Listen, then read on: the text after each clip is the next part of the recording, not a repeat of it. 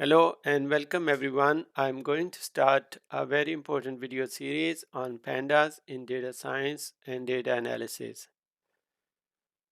Whether you are a data science professional, machine learning enthusiast, or someone who uses data every day, developing skills on the use of pandas library can really help you in your work. In this playlist, I will focus on two books specifically, one by Matt Harrison on learning the Pandas library, and this is a good book to gain understanding of Pandas data structure and functionality.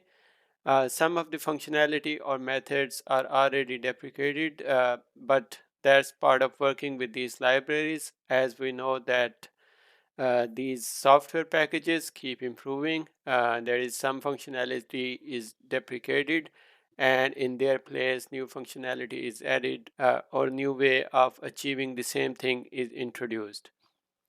The second book is by Peter Bruce, Andrew Bruce, and Peter Gedeck, and covers in detail the statistical concepts that are important in our daily data analysis work when we are building data dashboards or working on machine learning projects, etc.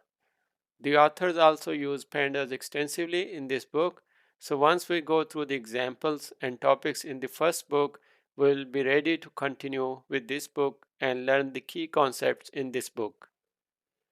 Now, you won't be seeing PowerPoint presentations on these, as it is more useful to run the examples in a Jupyter notebook and see how Pandas library actually works.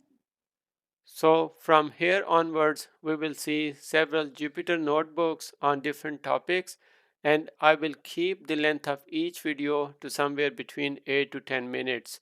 With this, let's move to the Jupyter notebooks and continue there.